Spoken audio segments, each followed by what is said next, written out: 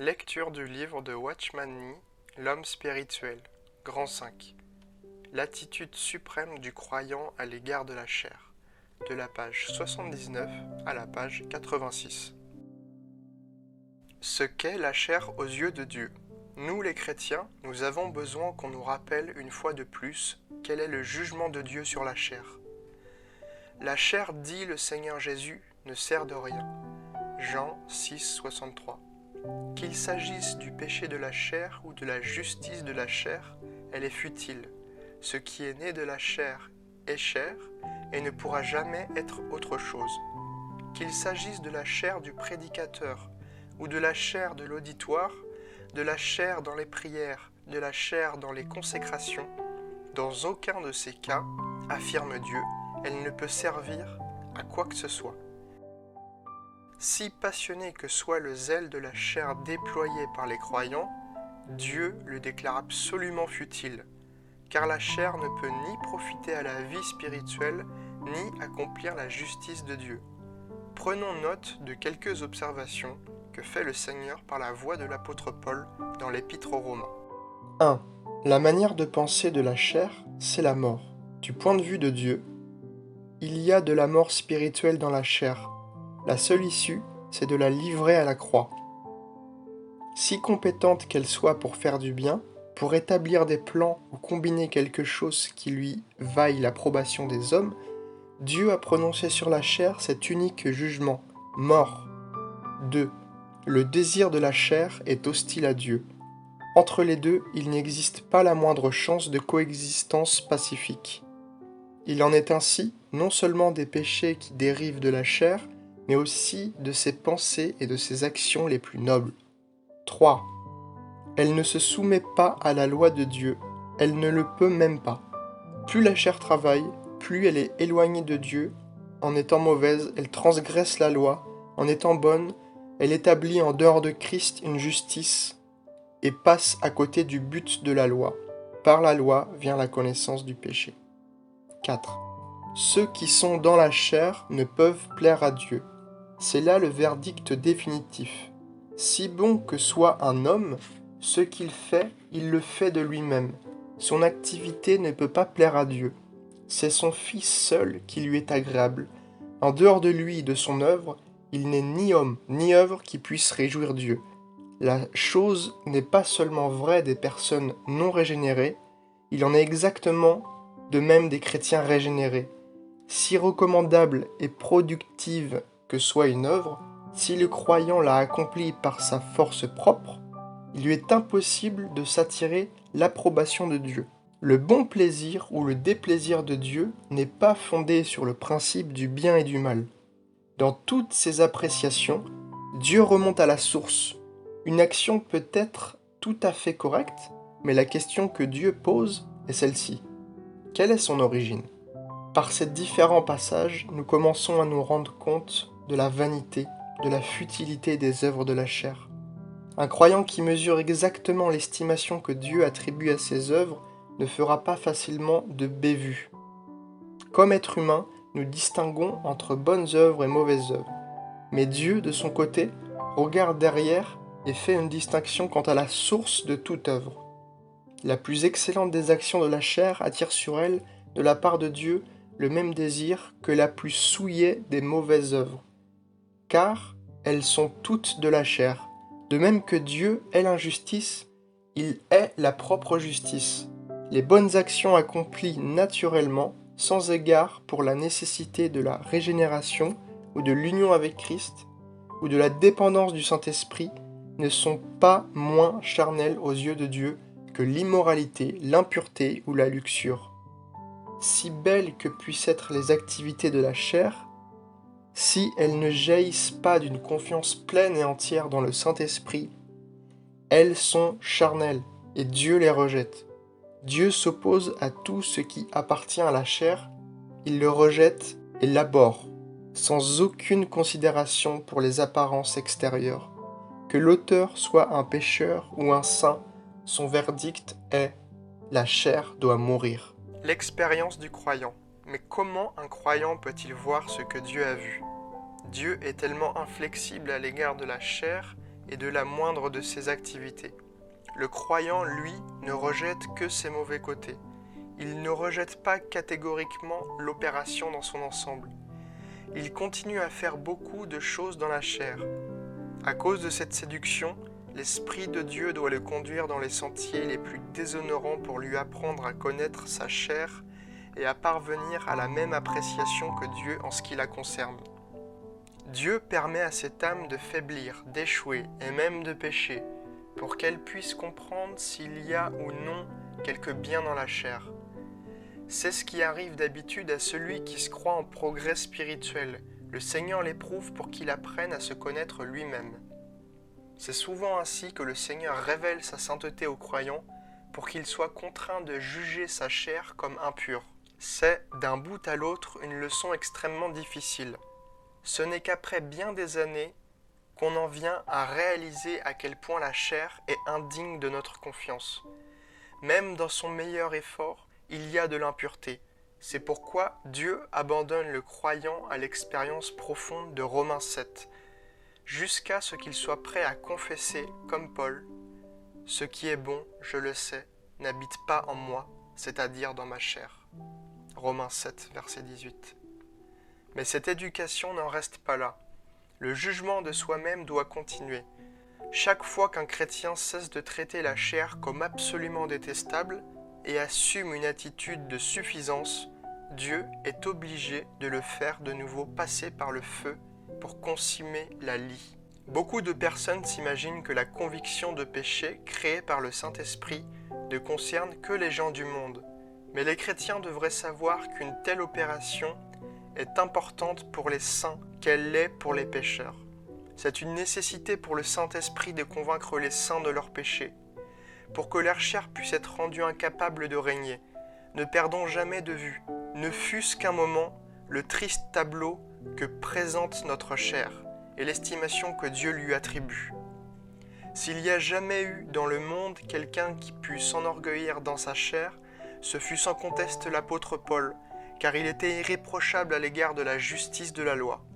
Et si jamais quelqu'un a pu se glorifier de sa chair après sa régénération, ce dut certainement être encore lui, parce qu'il vit de ses yeux le Seigneur ressuscité et devint un de ses plus éminents serviteurs. Mais ce Paul, ose-t-il se glorifier ? Poser la question, c'est la résoudre. Son expérience de Romains 7 lui permet de réaliser pleinement qui il est. Dieu lui a déjà ouvert les yeux pour qu'il voie par l'expérience qu'il n'y a rien de bon dans sa chair, qu'il ne s'y trouve que du péché. La justice propre dont il se glorifiait dans le passé, il sait maintenant qu'elle n'est que balayure et péché. Mais il n'en reste pas à cette leçon. Il continue à apprendre. Ainsi, il déclare qu'il ne peut pas mettre sa confiance dans la chair. « Moi si, cependant, continue-t-il, j'aurais sujet de mettre ma confiance en la chair. Si quelques autres croient pouvoir se confier dans la chair, je le puis bien davantage. » Philippiens 3, versets 3 à 4. Malgré les nombreuses raisons qu'il pourrait avoir de se confier dans la chair, il réalise comment Dieu la considère. Il comprend bien qu'elle est absolument indigne de confiance et qu'il est exclu de se confier à elle. Si un croyant aspire à la maturité spirituelle, il doit conserver pour toujours cette attitude que l'apôtre Paul a prise et maintenue tout au long de sa marche spirituelle. Le chrétien ne doit pas nourrir la moindre confiance en lui-même, la moindre satisfaction de lui-même, la moindre joie de ce qu'il est, comme s'il pouvait se fier à sa chair. La croix est l'œuvre plus profonde du Saint-Esprit. C'est parce que la chair est grossièrement trompeuse que le croyant a besoin d'expérimenter, de moment en moment, l'œuvre plus profonde de la croix par le Saint-Esprit. Exactement comme un chrétien doit être livré par la croix du péché de la chair, il doit être délivré maintenant par la même croix de la justice de la chair. Et de même qu'en marchant par le Saint-Esprit, le chrétien ne suivra pas la chair pour se livrer au péché, de même aussi, en marchant par le Saint-Esprit, le chrétien ne suivra pas la chair en vue d'une justice qui lui soit propre. Si la croix a accompli une œuvre parfaite, c'est là un fait qui est extérieur au croyant, mais il y a à l'intérieur un processus par lequel la croix est expérimenté toujours plus profondément. Le Saint-Esprit appliquera ce principe point par point. Si le croyant est fidèle et obéissant, il sera conduit dans ses expériences toujours plus profondes de ce que la croix a vraiment accompli pour lui. Objectivement, la croix est un fait absolu. On ne peut rien lui ajouter. Mais subjectivement, elle est une expérience ininterrompue, réalisée d'une manière toujours plus pénétrante. Au point où nous en sommes parvenus, le chrétien doit apprendre ce qu'il a de tout à fait impérieux dans le fait qu'il a été crucifié avec le Seigneur Jésus. Rien n'échappe à son emprise, car ce n'est que sur cette base-là que le Saint-Esprit peut travailler. Il n'y a pas d'autre instrument que cette croix. Aussi le croyant devra-t-il maintenant avoir une compréhension toute nouvelle de Galates 5, 24. Ce ne sont pas simplement ses passions et ses désirs qui ont été crucifiés, c'est la chair elle-même, y compris toute sa justice, aussi bien que sa capacité d'agir correctement. Si quelqu'un reconnaît la chose et est prêt à renier toute sa chair, mauvaise ou bonne, c'est alors seulement qu'il peut marcher par le Saint-Esprit, être agréable à Dieu et vivre une vie vraiment spirituelle. Tout ce qui est pour mobile et répond au désir de nous développer pour que nous puissions être bien vus de notre entourage appartient à la chair. La confiance qu'un chrétien a en lui-même est une confiance en sa propre sagesse. Il se croit au courant de tout l'enseignement des Écritures et de la bonne manière de servir Dieu. 2 Corinthiens chapitre 1 verset 12 mentionne cette sagesse de la chair. Or, il est extrêmement dangereux de recevoir les vérités de la Bible avec la sagesse de la chair. Une vérité particulièrement précieuse peut être mise en réserve dans la mémoire, mais c'est une manière de la confier à l'entendement de la chair. L'esprit seul peut vivifier, la chair ne sert de rien, à moins que toutes les vérités ne soient continuellement rendues vivantes par le Seigneur, elles ne profitent ni à nous ni aux autres. Nous ne discutons pas du péché ici, mais de la conséquence inévitable que représente pour l'homme sa vie naturelle. S'il s'y laisse aller, rien de ce qui est naturel n'est spirituel. Ce n'est pas seulement notre justice que nous devons renier, mais aussi notre sagesse. Elle aussi doit être clouée à la croix. Colossiens chapitre 2 verset 23 mentionne un culte à la chair.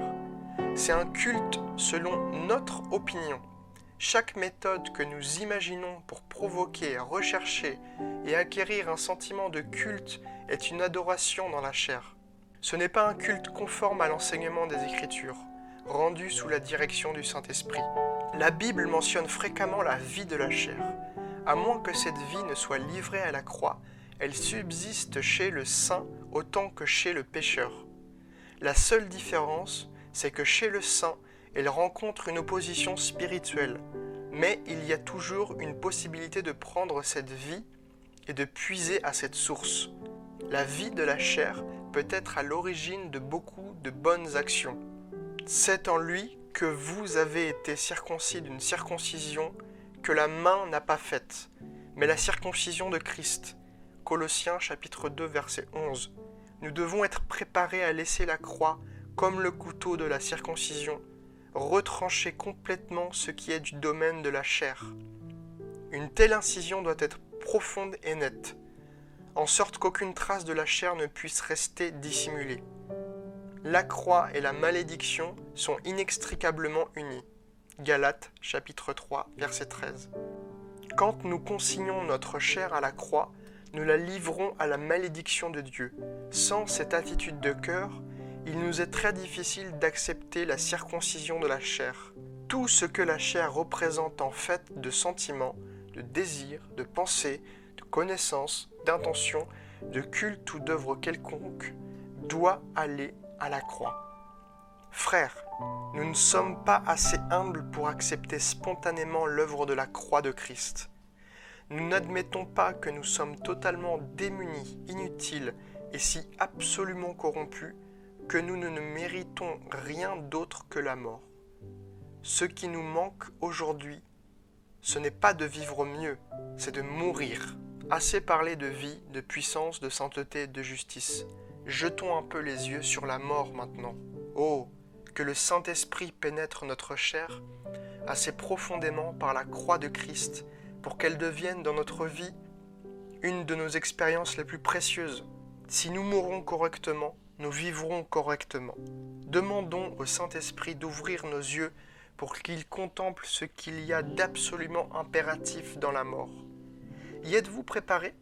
Préparés à permettre au Seigneur de vous signaler vos faiblesses? Êtes-vous prêts à être crucifiés ouvertement hors de la porte? Oh, grandir dans la connaissance de sa mort, mourir complètement, c'est cela qu'il nous faut. Nous devons être bien certains que la mort de la croix opère sans jamais s'interrompre. Nous ne pouvons jamais espérer voir s'ouvrir devant nous une étape de résurrection qui laisse la mort entièrement de côté, car l'expérience de la résurrection est mesurée par l'expérience de la mort. Le danger qui menace ceux qui recherchent une vie ascensionnelle, c'est qu'ils oublient la nécessité de réduire la chair continuellement à zéro. On délaisse volontiers la position de la mort pour se porter vers la résurrection. Il peut en résulter deux choses.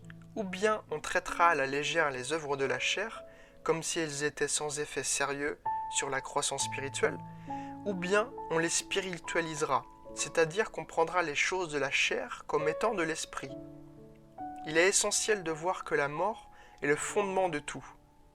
Ne nous laissons pas illusionner en nous croyant tellement avancés spirituellement que la chair a perdu son pouvoir de nous séduire. C'est là une tentative de l'ennemi de nous écarter du fondement de la croix et de bien nous rendre spirituellement extérieurement et charnels intérieurement. Bien des prières comme celle-ci. Je te remercie, Seigneur, de ce que je ne suis plus ceci ou cela, mais que je suis maintenant tout autre. Ce sont simplement des échos de la prière inacceptable rapportée dans Luc, chapitre 18, du verset 11 au verset 12. C'est quand nous sommes sur le point d'être livrés de la chair que nous sommes le plus exposés à être séduits. Nous devons demeurer continuellement dans la mort du Seigneur. Notre sécurité est dans le Saint-Esprit. Le chemin sûr, c'est d'être toujours prêt à se laisser enseigner. Nous devons nous soumettre joyeusement à Christ et avoir confiance que le Saint-Esprit nous appliquera la mort de Jésus pour que la vie de Jésus devienne visible. Dès qu'il aura le contrôle de tout, le Saint-Esprit renversera la puissance de la chair et fera voir que c'est Christ qui est notre vie. Mais le fondement que cette vie est et restera toujours, j'ai été crucifié avec Christ, Galates chapitre 2 verset 20.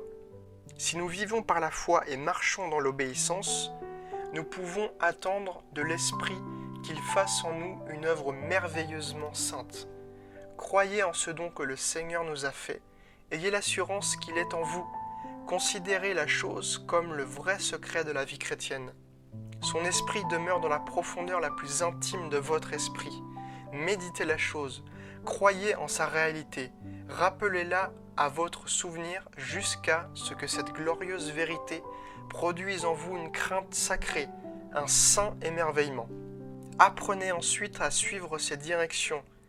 Notez bien que ces indications n'émergent pas de votre entendement, de vos pensées. C'est quelque chose de vivant, c'est comme la vie en apparitions successives. Nous devons céder devant Dieu et laisser son Saint-Esprit gouverner toutes choses. Il manifestera le Seigneur Jésus dans notre vie, car il est là précisément pour ça. Quelques exhortations. Si vous laissez l'Esprit de Dieu faire en vous par la croix une œuvre plus profonde, votre circoncision deviendra toujours plus réelle. Les circoncis, dit Paul, c'est nous qui rendons notre culte à Dieu par l'Esprit de Dieu, qui nous glorifions en Jésus-Christ et qui ne mettons point notre confiance en la chair. Philippiens chapitre 3 verset 3. C'est dans le Saint-Esprit que nous devons mettre notre confiance. C'est à lui seul que nous devons nous soumettre. Si notre confiance est assez placée en notre obéissance sans s'y rendu, la chair sera maintenue à sa place de la malédiction qui est la sienne, et de ce fait, elle perdra sa puissance. Que Dieu nous soit propice pour que nous ne mettions aucune confiance en elle. Oui, que nous regardions nos propres personnes avec mépris et reconnaissons à quel point cette chair est indigne de confiance et absolument stérile. C'est là une mort très réelle, mais sans elle, il ne peut y avoir de vie. Veillez à ne pas prendre inconsciemment l'activité du Saint-Esprit comme étant la vôtre. Soyez toujours sur vos gardes, de crainte que la chair ne retrouve sa vitalité. C'est Jésus-Christ qui a vaincu. N'usurpez pas la gloire de son propre triomphe. Ce serait donner à la chair l'occasion de reprendre les armes. Ne craignez pas de perdre la face devant votre entourage. Immédiatement après son enseignement sur la crucifixion de la chair et de la marche dans l'esprit, l'apôtre ajoute « Ne cherchons pas une vaine gloire » Galates chapitre 5 verset 26. Si vous reconnaissez humblement votre indignité aux yeux de Dieu, vous ne serez pas tentés de vous vanter devant les hommes. N'ayez pas soin de la chair. Romains chapitre 13 verset 14. Pour mettre ses projets à exécution, elle a besoin qu'une occasion lui soit donnée. Gardons-nous de la lui fournir. La chair ne peut être maintenue sous la malédiction à laquelle elle est destinée sans aucune constance vigilante de notre part. Même en conversant avec des amis, nous devons être sur nos gardes, de peur qu'un flot de paroles ne lui fournisse ce qu'elle attendait pour accomplir son œuvre. Nous avons peut-être beaucoup de choses à dire, mais si elles ne sont pas inspirées par le Saint-Esprit, mieux vaut ne rien dire du tout. Le même principe doit être observé pour nos actions. La chair peut dresser bien des plans et imaginer bien des méthodes. Elle a ses opinions, sa puissance et sa capacité. Aux yeux des autres, et même à nos propres yeux, cette attitude peut paraître tout à fait recommandable, mais soyons assez résolus pour réduire à néant même les meilleures d'entre elles, si nous sommes menacés de violer le commandement du Seigneur. Ce que la chair a de meilleur à offrir doit être livré sans merci à la mort, pour la simple raison que c'est un produit de la chair. La justice de la chair est aussi abominable que son péché. Il faut se repentir de ses bonnes actions autant que des mauvaises.